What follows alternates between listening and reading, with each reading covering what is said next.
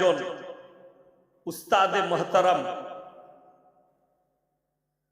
দারুল উলুম দেওবন্দ মাদ্রাসায় হাদিসের উস্তাদ। আমি তেনাকে পার্সোনাল জিজ্ঞেস করেছিলাম, आप तो सफर में जाते हैं म्यांमार, तो वहां का मुसलमान का हालत कैसे? तो उन्हीं बोलें जंगली जैसा है, ना उनके पास कुरान का तालीम है, ना दीन का तालीम है, ना दुनिया का तालीम है। এটা না থাকার কারণে না তারা ইসলামের কোনো উপকার করতে পেরেছে, না তারা কোরআনের কোনো উপকার করতে পেরেছে। তাদের চোখের সামনে মসজিদ ভেঙেছে, তারা বসে হেসেছে। আমি যখন গুজরাটে পড়ি তখন একটা ভূমিকম্প হয়েছিল গুজরাটে, মারাত্মক। আমার মনে আছে দিনটা কিন্তু শুক্রবার, তারিখ আর সালটা আমার মনে নেই, ইউটিউবে সার্চ করলে পাবেন তারিখ আর সাল। গুজরাটে মারাত্মক কচবুজ, জায়গাটার নাম হচ্ছে কচবুজ, সেখানে ভূমিকম্প। আমি তখন, আমার মনে পড়ে, আমরা মাদ্রাসায় পড়ি, ক্রিকেট খেলাচ্ছি ফজরের নামাজের পরে জুম্মার দিন। পুরো বিল্ডিংটা সাপের মতো হিলছে। আমরা মনে করছি যে আমাদের, সবাই মনে করছে আমাদের ব্রেন ঘুরছে, শরীর খারাপ, কিন্তু তারপরে দেখছি সব লড়ছে, গাছপালা মারাত্মক হয়েছে। জমিনের মাটিকে উপরে তুলে দিয়েছিল কচবুজে, অনেক লোক মারা গেছে, বড় বড় বিল্ডিং মাটির নিচে চলে গেছে। তারপরে সেখানে সার্ভে হলো কাদের? মৌলবীদের। মৌলবীরা গেল এই জায়গায়, কত মানুষের ক্ষতি হয়েছে দেখতে গেল। সেখানে গিয়ে খবর কি পেয়েছে জানেন? মুসলমান তো তারা ছিল, মসজিদ ছিল, মসজিদে নামাজ কেউ পড়ত না, মসজিদের দেওয়ালে বসে মদ পান করত, ছাগল বাঁধত মসজিদের পাশে। আমাদের দেশের লোক, আপনাকে দেখিয়ে দেবো, মুসলমান এত গুমরা, কবরস্থানে নিয়ে গিয়ে ছাগল বেঁধে দিয়ে আসে। ঠিক বললাম না ভুল বললাম? মায়েরা যারা আছেন শুনেলেন, যারা কবরস্থানে ছাগল বাঁধেন, গরু বাঁধেন, এর থেকে বড় পাপ আর কিছু নাই। আমাদের মুসলিমদের যুবক, আমি আপনার জেলার নয়, বর্ধমান জেলার কথা বলছি, তাস খেলাচ্ছে কবরস্থানের ভেতরে ঢুকে, তাস খেলা, গাঁজা খেয়েছে, মদ খেয়েছে।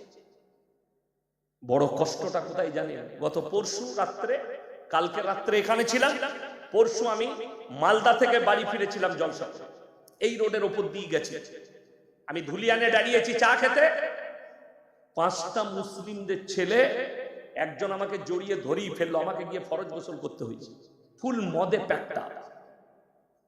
মৌলী সাহেব ভালোবাসি, শালা মাতা আল্লাহ যদি আমাদেরকে ভালোবাসতে রাখে, আমরা আর জান্নাত পাই? কথাটা বুঝতে পারেননি? হ্যাঁ, ওইটাই তো।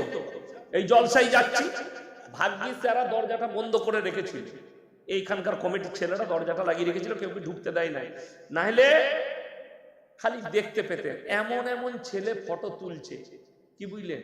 এমন এমন ছেলে শুয়োরের মতো চুল কেটেছে, ভালো, কিন্তু আমাকে বাসে। কথাটা বুঝতে পারেননি? আমি আপনাকে বুঝাচ্ছি, এটা মজাক নয়। আপনি মুখে বলছেন নবী মুহাম্মদ সাল্লাল্লাহু আলাইহি সাল্লামের উম্মত, কিন্তু আপনার আখলাক না চেহারায় আছে, না আখলাকে আছে, না চরিত্রে আছে। আপনার থেকে বড় নবীর দুশমন কেউ হতে পারে? যে ছেলে বলছে আমি মুসলিম, সেই ছেলে মদ পান করছে, আর আমাদের মতো মৌলবীকে বলছে দোয়া করবে, তোর জন্য দোয়া বের হবে, নাপাক করে দিলে আমাকে টিপে ধরে। আমি বাড়িতে গিয়ে গিন্নিকে বললাম, ও গিজারের সুইচটা টিপো, আমি জামা খুলছি, গোসল করবো। বউ সন্দেহ করবে না, করবে না, হুজুর রাতের বেলায় জলসা করে আসছে, এখন কি গোসল করবে? আমি বললাম, ও মাতাল টিপে ধরে এলো, আমি কোথাও যাই না। আপনারা হাসছেন যে আপনাদের বউরাই খালি সন্দেহ করবে। দেখে আমার বাবাজি বলে দিলেন, আমার মা বোন বড় দুর্বল। আমি বিবিকে বললাম, জড়িয়ে ধরেছে মাতাল, মদখোর, জামাগুলো সার্ফ দিয়ে খুনি ভিজা, কষ্ট লাগে। যে বোতলটায় পানি আছে, এটাই যদি মদ থাকে, এটা স্পর্শ করার শরীয়তে হারাম। এই মদে, এই বোতলটাই মদ থাকলে স্পর্শ করা হারাম, আর মুসলমান ভেতরে ঢালছে। তোমার শরীরটা কেমন হবে তুমি চিন্তা করো, যদি বোতলটা স্পর্শ করা হারাম হয়, তুমি পান করেছো। আজকে এডুকেশন আর শিক্ষা না থাকার কারণে, আপনারা বলুন তো, প্রত্যেকটা মুসলমান নরনারীর জন্য দিনী শিক্ষা অর্জন করা কি কথা বলে না? ফরজ। আর আমি চ্যালেঞ্জ দিয়ে বললাম, এই থানাটা নবগ্রাম থানা তো, নলহাটি, নলহাটি থানা, এত কাছে কাছে পাল্টে যাচ্ছে। যাই হোক, পুরো নলহাটি থানায় যতগুলো মুসলমান আছে 100 জনের মধ্যে 80 জনের কাছে দ্বীনি শিক্ষা নাই। ঠিক বললাম না ভুল বললাম? 80 জনের কাছে। বাবাজি বলছেন তার থেকেও বেশি। আমার ভাই, আমার বন্ধুগণ, আমার মা বোন শুনে যান, দ্বীনি শিক্ষা অর্জন করা ফরজ। তার কারণ কেন জানেন? একটা মৌলবি আমার আগে যে সমস্ত ভাইরা বয়ান করেছে, কিংবা আমার পরে, কিংবা আপনারা ইউটিউব ফেসবুকে দেখছেন, আমার 1 লাখের বেশি জলসা ছুটছে। একটা জলসা বার করেন যেখানে বলেছি এই মাদ্রাসায় ভর্তি করে খালি মৌলবি তৈরি করো, ছেলেগুলোকে হাফেজ তৈরি করো, কারি তৈরি করো না। আমি একটা জলসায় বলেছি আপনার সন্তানের বয়স 7 বছর, আপনি দেন আমাদের মাদ্রাসায়, এই মাদ্রাসায় দিয়ে যান। তার হাফিজে কোরআন হতে 3 বছর সময় লাগবে। 7 আর 3 কত? 10 বছর। তারপরে তাকে ভালো কনভেন্টে দেন, ভালো ইংলিশ মিডিয়ামে দেন, ভালো কলেজে দেন, ভালো ইউনিভার্সিটিতে দেন। তাকে ডাক্তার করুন, মাস্টার করুন, এসআই করুন, আইপিএস করুন, আপনি ব্যারিস্টার করুন, জজ করুন, উকিল করুন। সেই ছেলে কোনোদিন ঈমান হারা হবে না। আল্লামা ইকবাল লিখেছে, ইস ঘর কো আগ লাগি ঘর কি চিরাগ সে। মুসলমান তোমরা নিজেদের ঘরে নিজের আগুন ধরিয়েছো। তসলিমা নাসরিন কোন হিন্দু ঘরে জন্ম নেয়নি, মুসলিম ঘরে জন্ম নিয়েছে। রাসূলের দুশমন, আল্লাহর দুশমন, কোরআনের দুশমন। নাজিয়া ইলাই খান কলকাতায় বাগুইহাটিতে বসে আছে, হারামের আওলাদ, নিজেকে বলছে মুসলমান, জন্ম নিয়েছে মুসলিম ঘরে, রাসূলের দুশমন, ইসলামের দুশমন। জাস্টিস ইনায়েতুল্লাহ ইসলামের দুশমন। আরামবাগ টিভি হারামখোর শফিকুলের পরিচয় পাওয়া গেছে, ও হচ্ছে 1 নম্বর হারামখোর, ও মুসলমানই নয়, মুসলমানের দুশমন। বঙ্গ টিভি এ মুসলমানের নাম নিয়ে মুসলমানের বদনাম করছে, অথচ এরা কেউ মুসলমান নয়, এরা হচ্ছে আমাদের ঘরের দরজার ভেতরে, ঘরের ভেতরে ঘরের দুশমন। তুমি বলছো আমি নবী মুহাম্মদ সাল্লাল্লাহু আলাইহি সাল্লামের উম্মত, আপনি জানেনই না ওটা ভারতবর্ষে যদি 30 কোটি মুসলমান থাকে, এর মধ্যে 10 কোটি মুসলমান আছে কিনা সন্দেহ আছে। যদি বলেন কেন, তার প্রুফ আছে আমার কাছে, তার প্রুফ আপনাদের এখানেই দিয়ে যাব আমি ইনশাআল্লাহ, আপনাদের এখানে দিয়ে যাব। আপনি ভেবে দেখুন, ভারতবর্ষে আমাদের জন্য বলা হচ্ছে মুর্শিদাবাদ, বীরভূম, দিনাজপুর, কিষানগঞ্জ, 24 পরগনা, বলছে ঘুষপেটিয়া, বাংলাদেশ থেকে এরা এসছে, আমাদের জন্য বলা হচ্ছে। তসলিমা নাসরিন কার বোন হয়? তাকে দিল্লিতে জায়গা দিয়েছ, আগে তার এনআরসিটা করো, যে সে মালটাকে জেলে পাঠাও। তসলিমা নাসরিনকে সেফটিতে রাখা হয়েছে যেহেতু সে কোরআনের বিরুদ্ধে বলেছে, আল্লাহর বিরুদ্ধে বলেছে। আমার বন্ধুগণ, আমার মুসলমান ভাই, আপনারা এতগুলো মানুষ বসে আছেন, কালকে বলেছি, আজকে আবার বলে যাচ্ছে, সুদ খাওয়া হালাল তো? কথা বলে না? হারাম তো? তাইলে নলহাটি থানা একটাও সুদখোর নাই, কথা বলে না? সুদখোর আছে। আর কোরআন বলছে ওয়াহাল্লাল্লাহুল বাইয়া ওয়া হারামার রিবা, সুদ তোমাদের জন্য হারাম, ব্যবসা তোমাদের জন্য হালাল, অথচ মুসলমান সুদ খাচ্ছে। এই লোক যে মুসলিম, যে জানে সুদ হারাম, এই লোক যদি সুদ খায়, এই লোক আল্লাহর বন্ধু না আল্লাহর দুশমন? কথা বলেন, আপনাদের কাছে জানতে চাইছি, আল্লাহর দুশমন। রাসূল আকরাম সাল্লাল্লাহু আলাইহি সাল্লাম বললেন, 1 টাকা যদি কেউ সুদ খায়, নিজের মায়ের সঙ্গে সবথেকে নিম্ন পাপ 36 বার জিনা করার সমান পাপ হবে। আপনি বলুন, যে লোক সুদ খাচ্ছে, এই লোক রাসূলের উম্মত না রাসূলের দুশমন? রাসূলের দুশমন। অবাক লাগবে, কিন্তু আমাদের দেশে জান্নাত যাওয়া খুব সহজ। সহজ নয়? এই তুমি চা আমাকে দিবে না? সবাইকে দিচ্ছে, কিন্তু এই মালটাকে বাদ রাখ। আমার ভাই খুব ভালো করে বুঝবেন, সুদ খাওয়া হারাম, আপনি সুদ খাচ্ছেন, নিজেকে মুসলমান বলছেন, নবীর উম্মত বলছেন।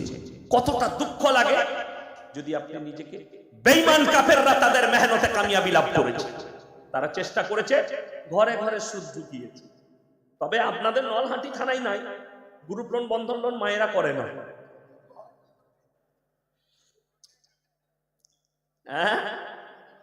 অনেক আছে ভালো, তাই তো? আচ্ছা বলুন তো, স্টেজে এতগুলো মৌলবি বসে আছে, বিয়ে হয়েছে তো? আপনার বিয়ে হয়েছে? আচ্ছা ঠিক আছে, আর বাবাজিকে আমি জিজ্ঞেস করবো না, কি বুঝলেন? হ্যাঁ, বাপকে জিজ্ঞেস করবো না।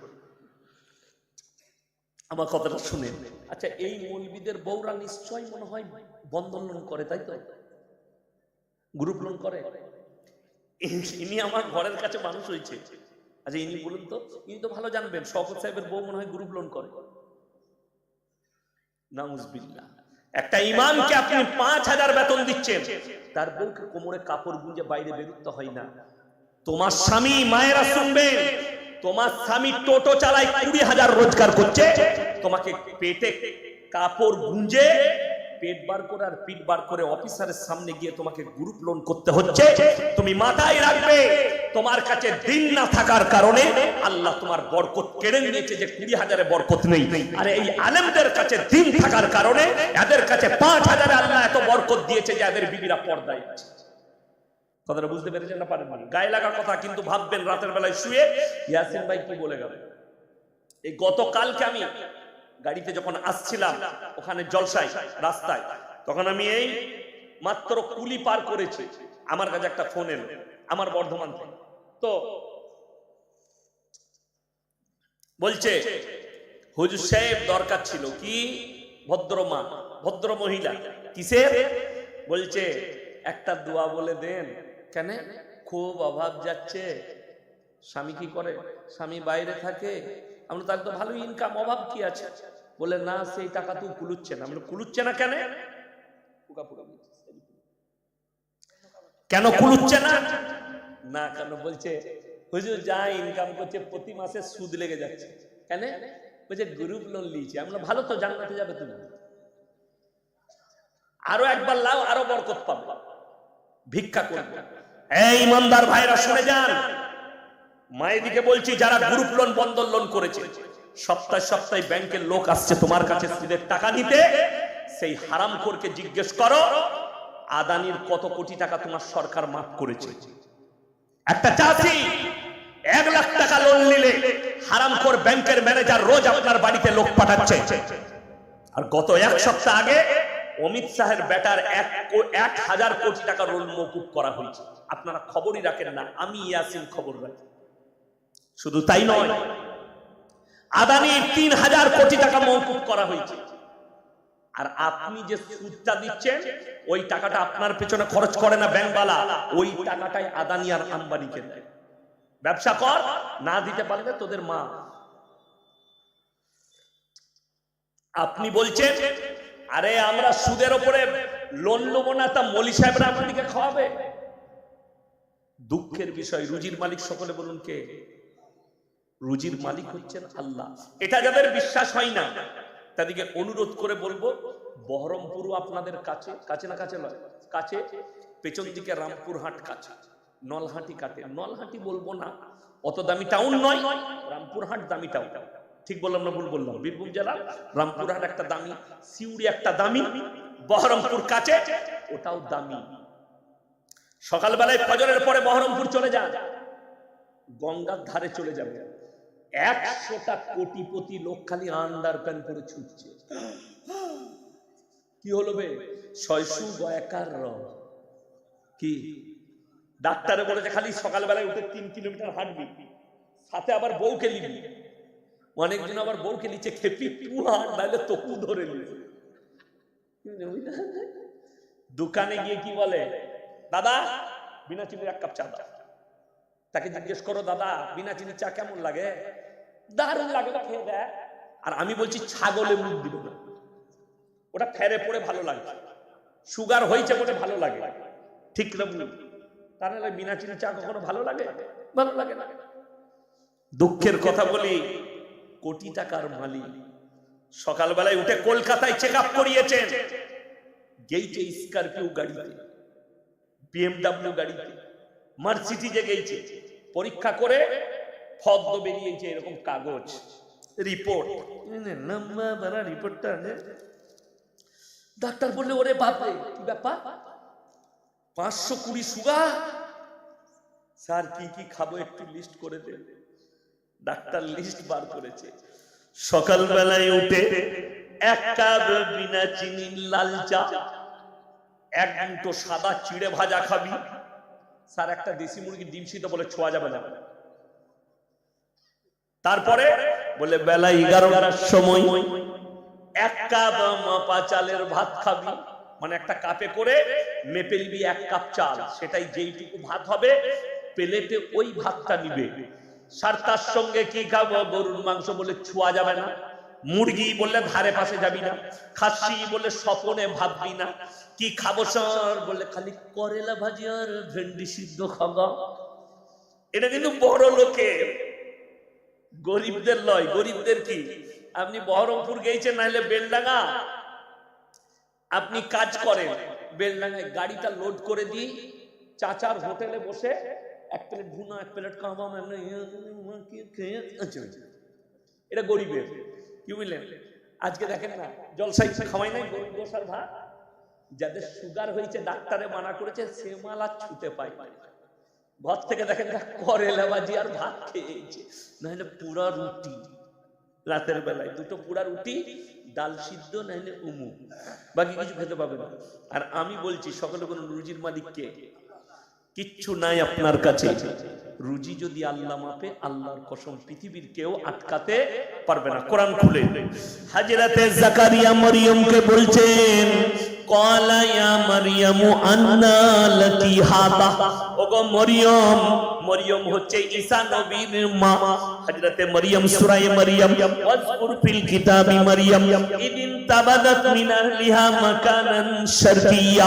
মরিয়ম যখন নিজের পরিবারের কাছ থেকে পূর্ব দিকে এক স্থানে নিজেকে বন্দী করে নিল, আল্লাহর তরফ থেকে খাবার আসছে মরিয়মের কাছে। হযরতে জাকারিয়া বলছেন, ক্বালা ইয়া মারইয়ামু আন্না লাকি হাদা। ওগো মরিয়ম, এত সুন্দর সুন্দর দামি দামি খাবার কোথা থেকে পাচ্ছ? হযরতে মরিয়ম উত্তর করলেন, ক্বালাত হুয়া মিন ইনদিল্লাহ ইন্নাল্লাহা ইয়ারযুকু মান ইয়াশাউ বিগাইরি হিসাব। আল্লাহ যাকে ভালোবাসেন, আল্লাহ যাকে পছন্দ করেন তাকে বেশুমার রিজক দান করেন। কোথা থেকে দেব, কেমন করে দেব, আমি আল্লাহ ছাড়া পৃথিবীর কেউ জানে না। আমি আপনাদেরকে বলবো না এরা কি খাওয়াইছে, কিন্তু আমাদের টিফিন আলাদা। এটা কাদের? বক্তাদের, আমাদের মৌলবীদের কিচ্ছু নাই, কোটি টাকার মালিক নাই, কিন্তু আল্লাহ আমাদের তকদিরে লিখেছে লোকের ঘরে খাবি। কি লিখেছে? লোকের ঘরে খাবি। আমি গত বছরের রোজার পরে আমি গুজরাটে প্রোগ্রাম ছিল, মুম্বাইয়ে গুজরাটে। তো আমাকে একজন বড় লোক দাওয়াত দিলে, হুজুর আপনার ভক্ত খাওয়াবো। কোথায়? হোটেলের নাম সিগরি। নিয়ে গেল, দিয়ে চাট দিয়েছে। চাট বলছে কি খাবেন অর্ডার করুন। খাবারের নাম জানি না, হালাল খাবার তুমি অর্ডার করো, আল্লাহ আমাদের তকদিরে লিখেছে লোকের খাবি, আজকে তোমার খাবো, তুমি অর্ডার করো। দিয়ে মালাই তন্দুরি অর্ডার করলাম। শালা মালাই তন্দুরি কি বে, জীবনে খাই না, আজকে চালাবো। কি বুঝলেন? গিলাসে ভরা আছে তন্দুরিটা মালাইয়ের সাথে। খেলাম, বিল কত? 3 জন খেলাম, 7,000 টাকা বিল। আমি বললাম আল্লাহ রুজির মালিক তুমি, কথা বুঝতে পারেননি? আমরা খাইলাম। এই রমজান মাস আসছে, সব থেকে ভালো ইফতারি কাজ যাবে ইমামের। আমি একবার মালদা যাচ্ছিলাম, বর্ধমান থেকে কাঞ্চনজঙ্ঘায় চেপেছি, নলাটির উপর দিয়ে মালদা। তো আমি যেমনি চেপেছি, সিটে বসেছি, আমার এই সিটে টিকিট ছিল। তো একজন মাস্টার বোলপুরে নামবে, বর্ধমানে চেপেছে, তিনি বোলপুরে নামবেন। তো আমার পাশে বসেছে, দিয়ে আমাকে বলছে হুজুর আপনাকে ভালোবাসি। দিয়ে কথা হতে হতে দূর সম্পর্কে আমার আত্মীয় বেরুলো। তো আমি বললাম যে নাস্তা এনেছি, একটু খেয়ে এলেন। না না খাবো না, আমারও নাস্তা আছে। আমরা আপনারটাও বার করুন, একসাথে খেয়ে নিই। না না আপনি খান। আমি না, তোমাকে খেতেই হবে আমার সাথে, আর তোমারটা বার করতে ও দেখলেই ছাড়বে না। আমি ছাড়ার মাল লই তো, আমরা বার করো তোমার নাস্তাটা, 2 জন মিলে খাবো। কিন্তু সে বার করছে না কেন? আমার টিফিনে আমার গিন্নি দিয়েছে কাবাব, কি বুঝলে, ডিমের আমলেট, গাওয়া ঘিয়ের পরোটা, আর ডিমের ভুর্জি, আর মুরগির গোশত ভুনা। আর সে বার করছে, চাকরি করে, 70,000 বেতন পায়। টিফিনটা বার করলে মুড়ি আর সুসা। আমি বললাম আমার বাপের মাদ্রাসায় আমার 11,000, আপনার 70,000, খাবারের পার্থক্য দেখছেন? বুঝে হ্যাঁ সে তো বটেই, আমি রুজির মালিক আল্লাহ। 70,000 লয়, 70 লাখ যদি বেতন পাই, রাসূলের হাদিস শুনে নেন, যারা আল্লাহর রাস্তায় দ্বীনের পথে থাকবে আল্লাহ মৃত্যুকাল পর্যন্ত তাদেরকে ইজ্জতের রুজি দান করবেন। জোরে বলুন সুবহানাল্লাহ। এটা রাসূল সাল্লাল্লাহু আলাইহি সাল্লামের হাদিস। এই মৌলবীদিকে আল্লাহ রুজি দান করেন, ইজ্জতের রুজি দান করেন। আপনাদের নলহাটি থানায় যদি কোটিপতি মরে যায়, জানাজার নামাজটা কে পড়াবে? অনুব্রত বাবু তো নাকি? তবে কে? 5000 মৌলবী। কথা বুঝতে পারেন না? তাহলে আপনার দাম কি রইল? শুনে রেখে দেন, যারা এখানে আছেন নামাজ কেউ ছাড়বেন না। জোরে বলুন ইনশাআল্লাহ। রাসূল সাল্লাল্লাহু আলাইহি সাল্লামের হাদিস, যারা 5 ওয়াক্তের নামাজি হবে তাদের রুজিতে মৃত্যুকাল পর্যন্ত আল্লাহ কোনোদিন কমি দিবে না। জোরে বলুন সুবহানাল্লাহ। আজকে আমার মারা বেনামাজি, বাড়িতে বরকত। 100টা বাড়ির মধ্যে 80টা বাড়িতে মায়েদের নামাজ পড়ার টাইম নাই, থাকবে কি করে? সকাল থেকে হাঁস, মুরগি, ডিম, ছাগল আর ঝগড়া। 5 নম্বরটা কি কি বললাম? হাঁস, মুরগি, ছাগল, ডিম আর ঝগড়া। সকালে উঠি আর খুঁজে পাচ্ছে না, পাড়ায় যাকে কি করে গাল দেবো, নিজের যাকে দেউ নিজের মুরগিকে গাল দিচ্ছে, যে মুনি তুই মরে গেলি না, তুই লড়ির তলায় গেলি না। আর একটা যা মনে মনে করছে, ও তাহলে আমাকেই বলছে। ও তখন নিজের ছাগলকে বলছে, তুই লড়ির তলায় গেলি না, তোর মরণ হলো না। ছাগল আর মুরগি বলছে, আল্লাহ সকালবেলায় আমরা কি করলু? বলে তোরা কিছু করি না, মাল সব ব্যাকিংয়ে যাচ্ছে। বলছে তোদের দিকে, কিন্তু মাল যাচ্ছে ওই দিকে। ও বুঝতে পারছে আমাকে, ও বুঝতে পারছে আমাকে। কিচ্ছু নাই। যদি নামাজ থাকতো, ফজরের নামাজ পড়ে আমার মা, আমার বোন ফজরের নামাজ পড়তে, কোরআন তেলাওয়াত হলো, স্বামী নামাজ পড়ে এলো, 2 কাপ চা বানিয়ে একটা বিছানায় বসে স্বামী স্ত্রী খাও, নেকি পাবে, মহাব্বত বাড়বে। কি বুঝলে?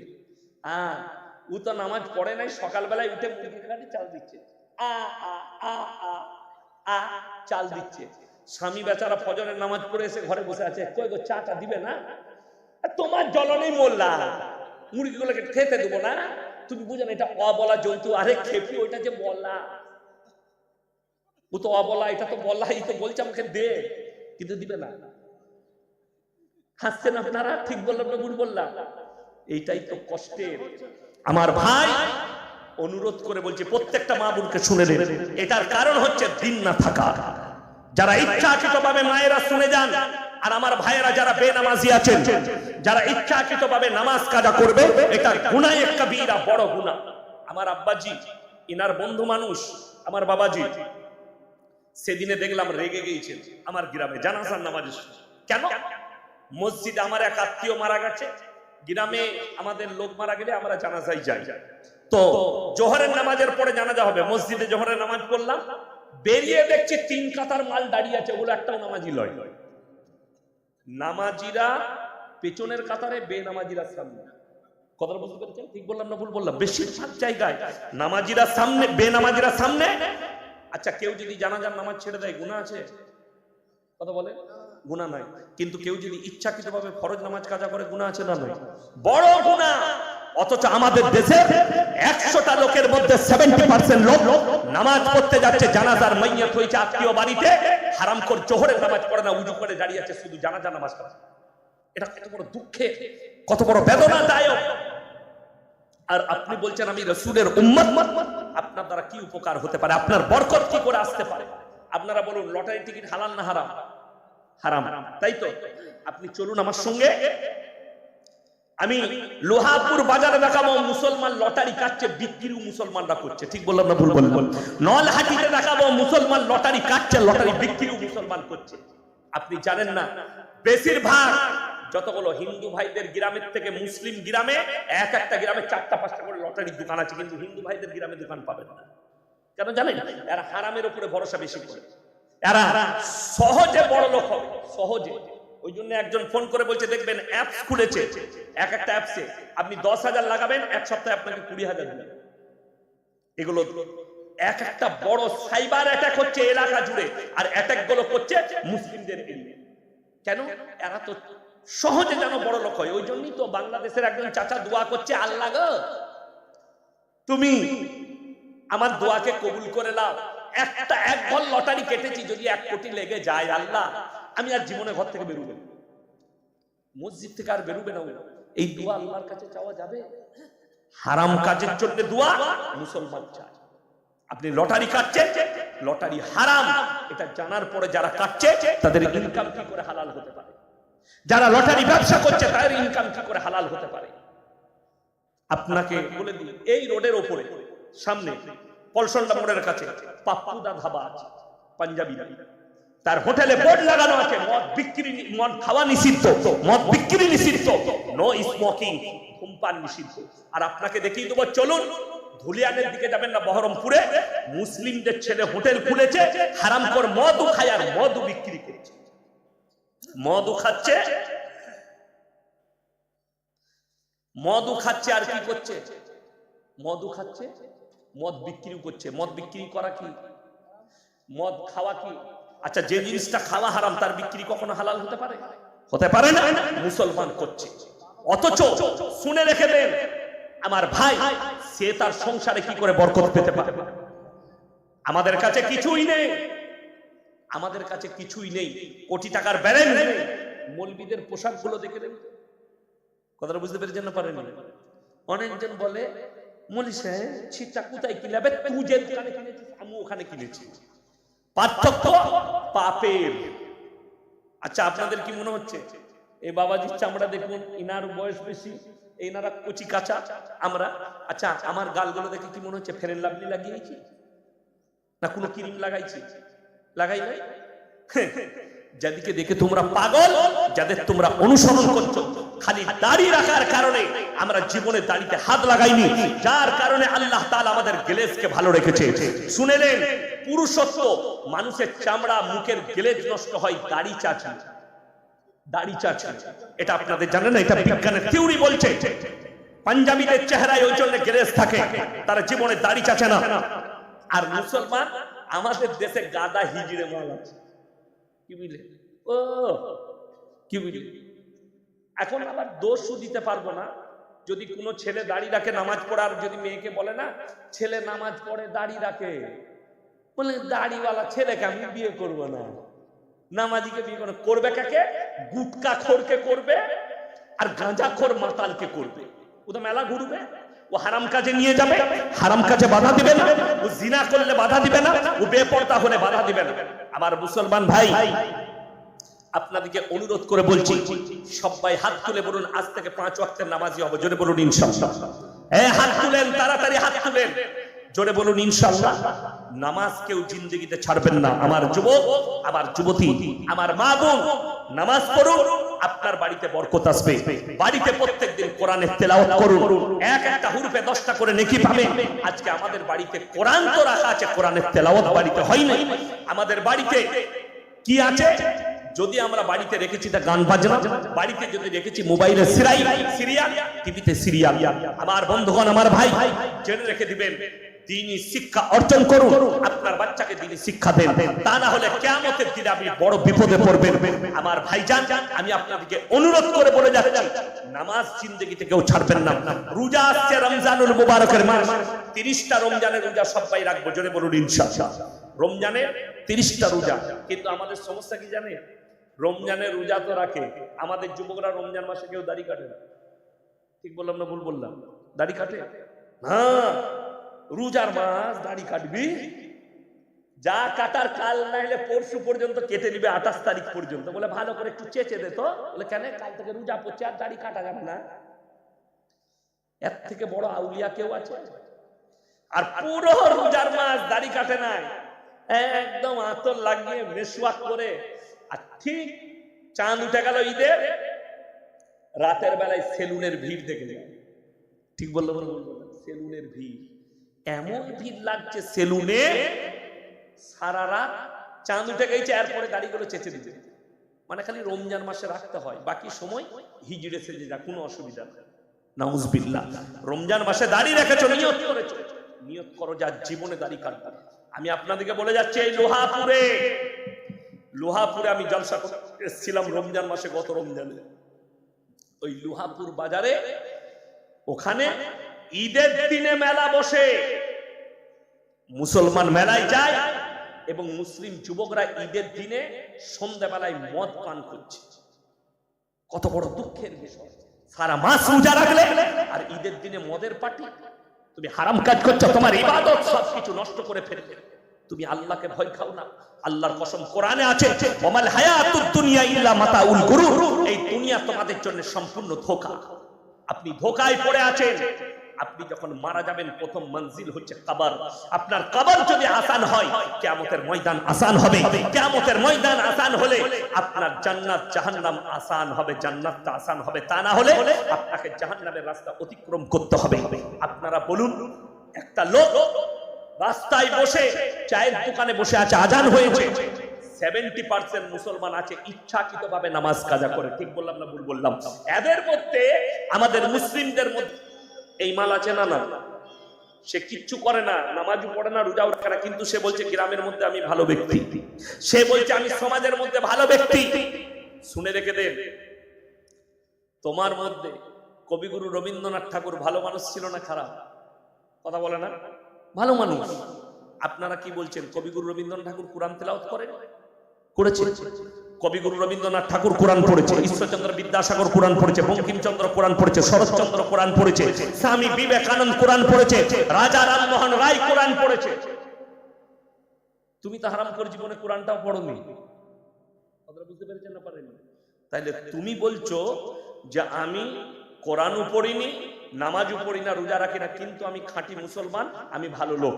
তাদেরকে বলছে শোনো, কোরআন খোলো, কোরআন বলে দিচ্ছে কিয়ামতের দিনে যখন জান্নাতীরা জান্নাতে যাবে আর জাহান্নামীরা জাহান্নামে প্রবেশ করবে, আল্লাহ রাব্বুল আলামিন কোরআনে পড়লে জাহান্নামীরা তাদেরকে প্রশ্ন ছুড়ে দিবে, জান্নাতীরা জাহান্নামী দিকে প্রশ্ন করবে, ফি জান্নাতি ইয়াতাসাআলুনা আনিল মুজরিমিনা মা সালাকাকুম ফি সাকার।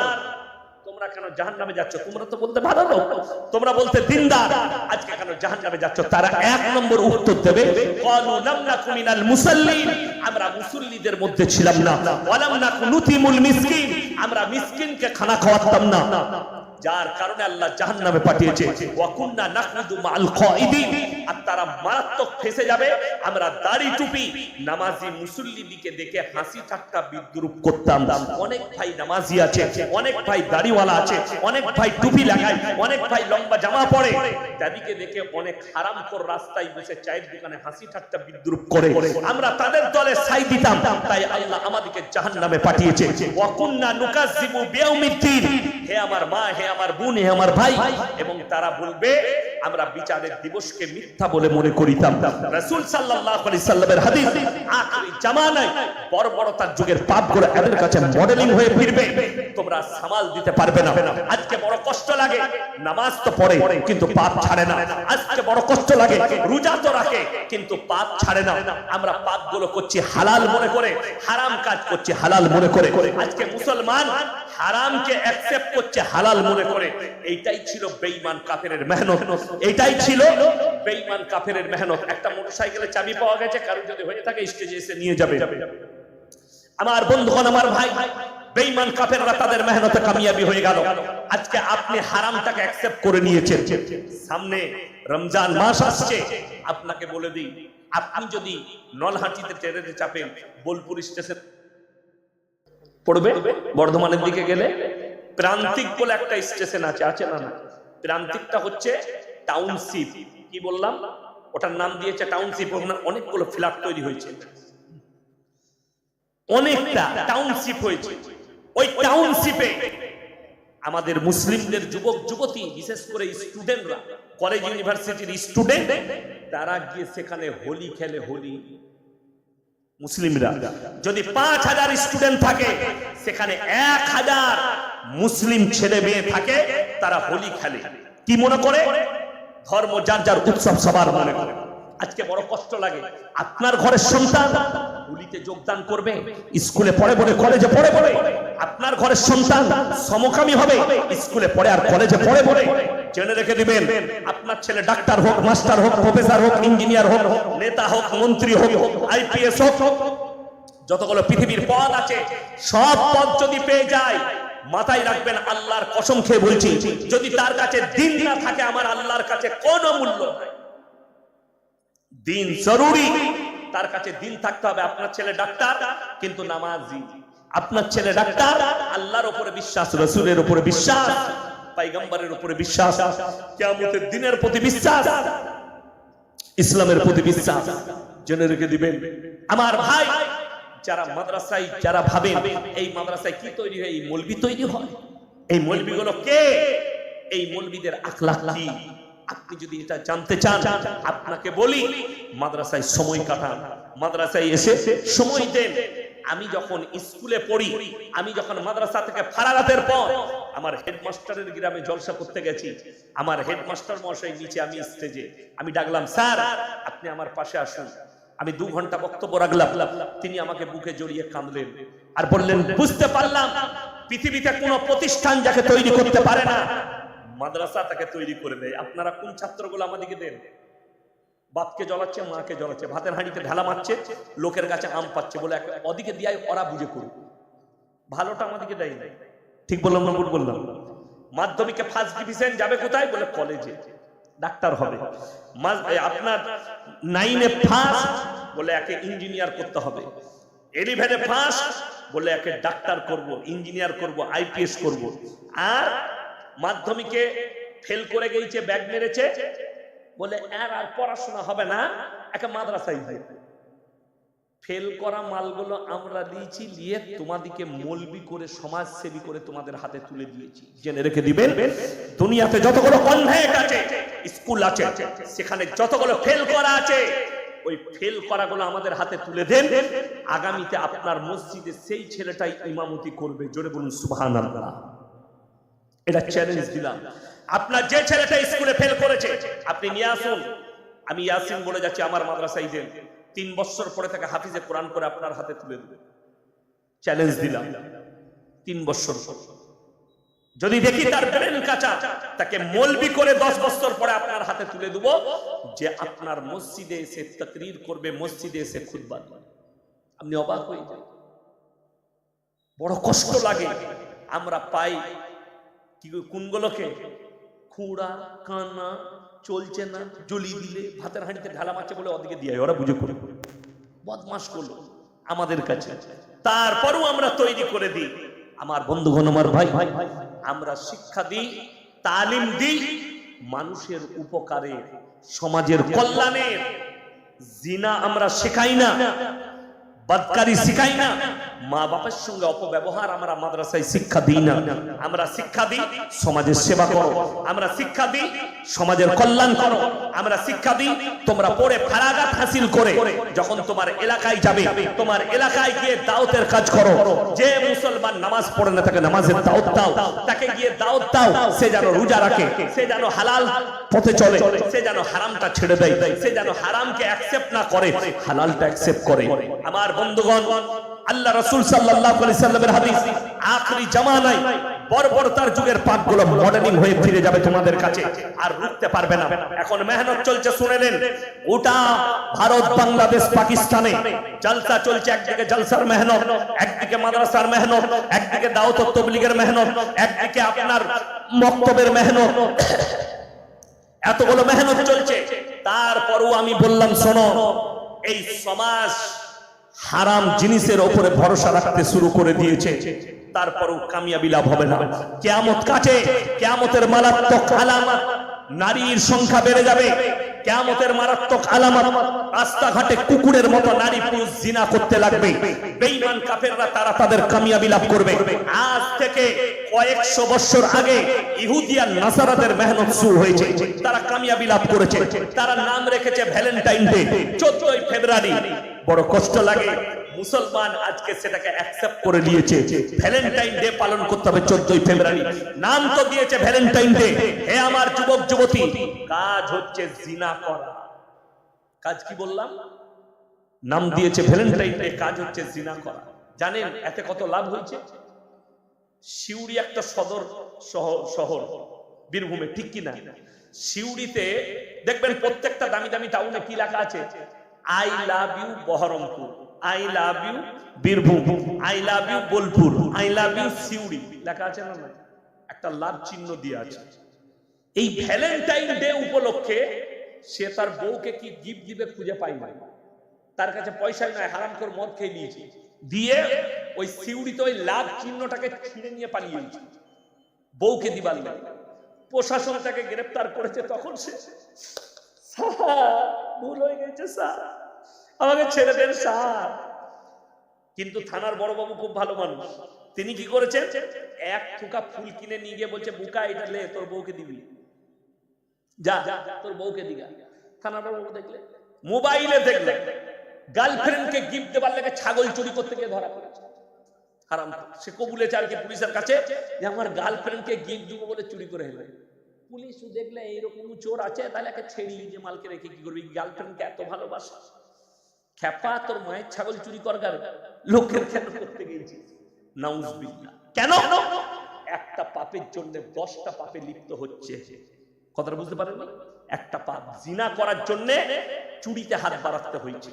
তাইলে বুঝতে পারছেন যেটা ইসলামী শরীয়তে হারাম, সেই জিনিসটা কতটা খারাপ হতে পারে। তারা নাম দিয়েছে ভ্যালেন্টাইন ডে, কাজ হচ্ছে জিনা করা। তারা নাম দিয়েছে কিস ডে, কাজ হচ্ছে জিনা করা। তারা নাম দিয়েছে চকলেট ডে, কাজ হচ্ছে জিনা করা। ইসলামে ওই জন্য মেলা হারাম, ইসলামের শরীয়তে মেলা হারাম এই জন্য, নির্জনে একটা পর নারী আর পর পুরুষ যদি এক কাছে হয়, সেখানে তৃতীয় নম্বর যে হাজির দেয় তার নাম হচ্ছে শয়তান। আর কোরআনের সূরা ইউসুফ প্রথম পৃষ্ঠায় আছে, ইন্না শাইতানা লিল ইনসানি আদুব্বুম মুবিন। শয়তান হচ্ছে মানুষের প্রকাশ্য দুশমন। কি দুশমন বললাম? কথা বলেন, প্রকাশ্য দুশমন। এই ধরনের মেলা বসেছে, গাদা ছেলে মেয়ে ঘুরছে, 10টা ছেলে একসাথে বন্ধু ঘুরছে, 10টা মেয়ে ঘুরছে, আর শয়তান ছেলে দিকে উস্কানি মারল, দে চালিয়ে দে, মেরে দিবে। ঠিক বললাম না ভুল বললাম? আর একটা কথা আছে গুদা বাংলায়, কি আমাদের প্রবাদ বাক্য আছে উর্দুতে, জো হাসি ও ফাঁসি। যদি এরকম করে মেরে দেয় আর খালি যদি এরকম করে, বাস। আমাদের ছেলেরা এত ভালো, যদি নলহাটিতে বাসে চাপে, কোথায় যাবি? মুরগিনা।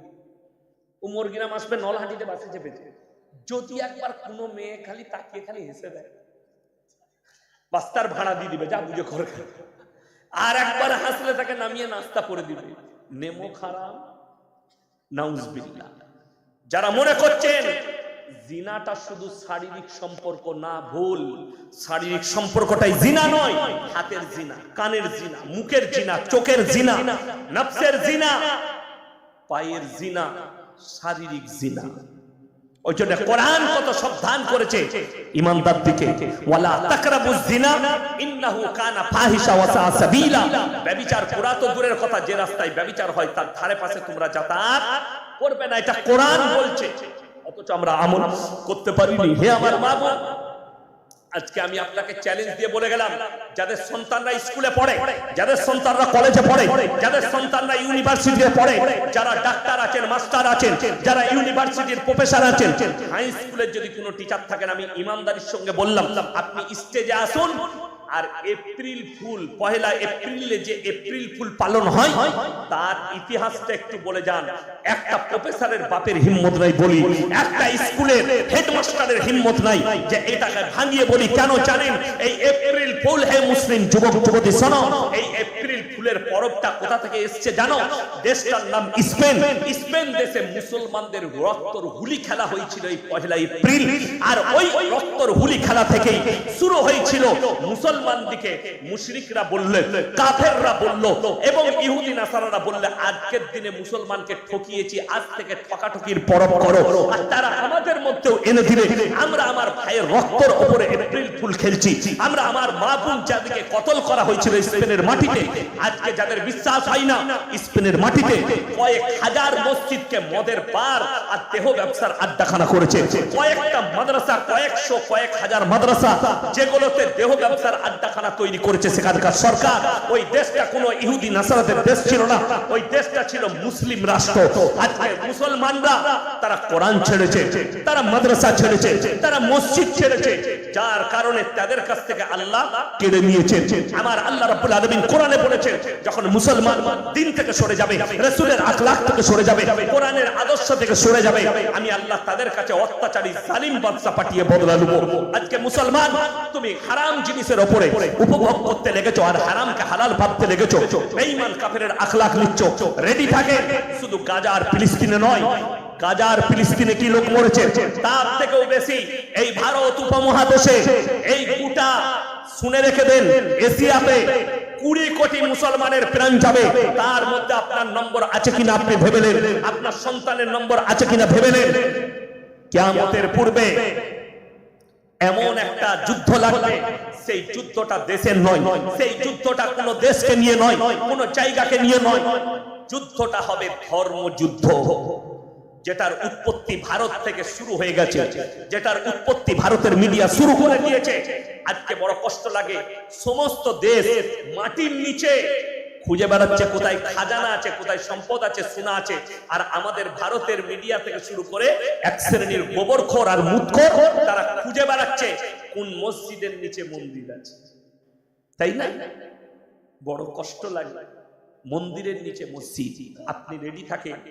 35,000 শিশুকে কতল করা হয়েছে ফিলিস্তিন আর গাজার মাটিতে। আপনি মনে করেন না যে আপনি রেহাই পাবেন? আপনার কাছেও এই বিপদ আসতে পারে, পারে না পারে? এই বিপদ আসতে পারে আপনার কাছে। আমার বন্ধুগণ, সবাই নিয়ত করেন তো আজ থেকে আমরা দিনের উপরে প্রতিষ্ঠিত হব, জোরে বলুন ইনশাআল্লাহ। হারাম কাজকে অ্যাভয়েড করুন। বেঈমান কাফের যেন বুঝতে পারে আপনার জীবনে একটাও নামাজ যেন কাজা না হয়। যদি বলেন নামাজে কি উপকার আছে, কোরআন নিচে বলেছে, আমার আল্লাহ নিচে বলেছেন, ইন্নাস সালাতা তানহা আনিল ফাহশাই ওয়াল মুনকার। নিশ্চয়ই নামাজ এমন ইবাদত, নামাজ থেকে অশ্লীল কাজ থেকে সরিয়ে ভালো কাজের দিকে নিয়ে আসে, জোরে বলুন সুবহানাল্লাহ।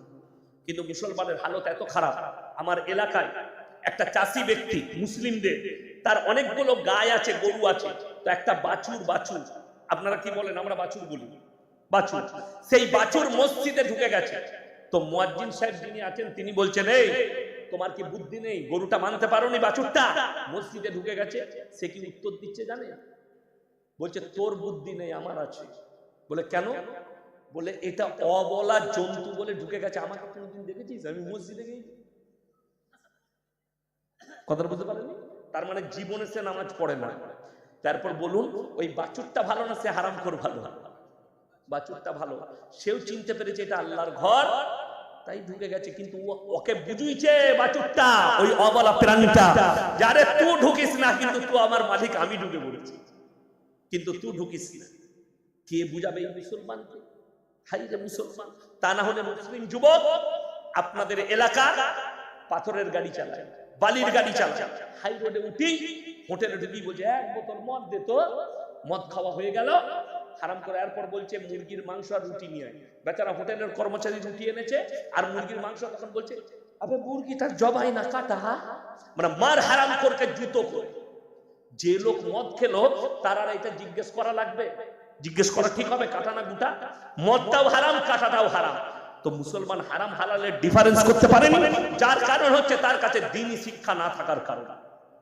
আমি বলি, আপনার ছেলেকে মৌলবি করতে হবে না, কিন্তু ফজরের পরে একবার মাদ্রাসায় পাঠায়, যা কোরআনের শিক্ষাটা করায়, তারপরে স্কুলে যাবে। আমার গ্রামের সিস্টেম, আমার মাদ্রাসায় কমপক্ষে 150টা গ্রামের ছেলে পড়তে আসে ফজরের পরে। যাদের সকালে স্কুল তারা জোহরের পরে আসে, যাদের 10টায় 11টায় স্কুল তারা ফজরের পরে তার মা বাপ পাঠিয়ে দেয় মাদ্রাসায়। এদিকে 1 ঘন্টা তালিম দাও, 2 ঘন্টা তালিম দাও, তারপরে তারা স্কুলে যাবে। তা না হলে আপনার সন্তানকে যেটাই পড়ানো হচ্ছে মিথ্যা ছাড়া সত্য একটাও না। কথাটা ঠিক কি? যদি বলেন কি কোরআনে আছে কুল্লু ফি ফালাকিন ইয়াসবাহু, নভমণ্ডলে যা আছে তারা যেন নিজের নিজের কক্ষপথে চলমান। আর বৈজ্ঞানিকরা লিখে রেখে দিয়েছে কিসে? বইয়েতে, পৃথিবীটা ঘুরছে, চন্দ্র সূর্য দাঁড়িয়ে আছে, ঠিক কি না? আর আল্লাহ কোরআনে বললেন যা আছে সবাই নিজের নিজের রাস্তায় চলছে। চন্দ্র সূর্য গ্রহ তারা নক্ষত্র প্লুটো বুধ মঙ্গল সবাই নিজের নিজের রাস্তায় চলছে। এটা কোরআন। যদি কেউ বলেন যে না আমি বিজ্ঞানে বিশ্বাস করি, তাকে বলবো কোরআন খুলবেন সূরা নাবা, আলাম নাজআলিল আরদা মিহাদা ওয়াল জিবালা আওতাদা ওয়া খালাকনাকুম আজওয়াজা। আমি জমিনকে করেছি তোমাদের জন্য বিছানা আর পাহাড়গুলোকে খুঁটো গেড়েছি। জমিন এই পৃথিবী তুমি আর লড়াচড়া করো না। বিজ্ঞানে লেখা আছে পৃথিবীর থেকে সূর্য 13.5 লক্ষ গুণ বড়। পড়েছেন না পড়েন? আমি পড়েছি। আচ্ছা, কার বাপের মিটার দিয়ে মেপে হলো? লেখা আছে ওখানে, আন্দাজে আটকালে বলেছে। এই দেখবেন এই মাসটা কি মাস চলছে? বাংলা ফাল্গুন। যেমনি চৈত্র ঢুকবে খালি খবরটা খুলে দেখবেন, মোবাইলটা খুলে কিংবা খবরের চ্যানেলটা টিভিতে, উত্তর পূর্ব দিক থেকে একবারে বীরভূম মুর্শিদাবাদের ওপর দিয়ে বাংলাদেশের বর্ডার দিয়ে 180 কিলোমিটার গতিতে ঝোড়ো হাওয়া বয়ে যাবে, বৃষ্টি সহ বজ্রপাত হতে পারে। মালটা সেদিনে ফাঁকা চলে গেল। আর যেদিনে বললে আজকে আকাশ মেঘচ্ছন্ন থাকবে, হালকা আবহাওয়া থাকবে, সেদিনে ফাটিয়ে দিয়ে চলে গেল। এই মালটা ছিল কোথায় বলে ওটাই আমাদের জানা না। কথাটা বুঝতে পারেন না? বড় কষ্ট লাগে।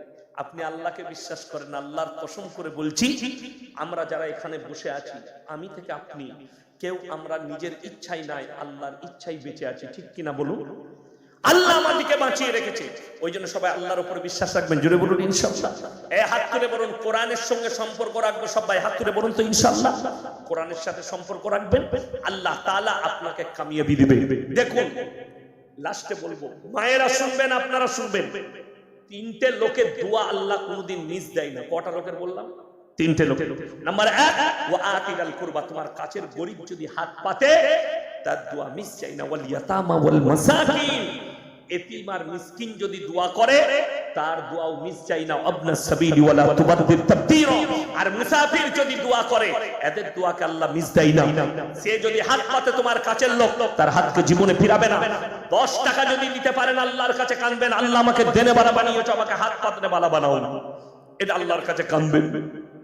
এতিম আর মিসকিনের উপকার করলে, আমাদের দেশের লোক এতিম মিসকিন বুঝে না, ফকির বুঝে না, বুঝলেন না?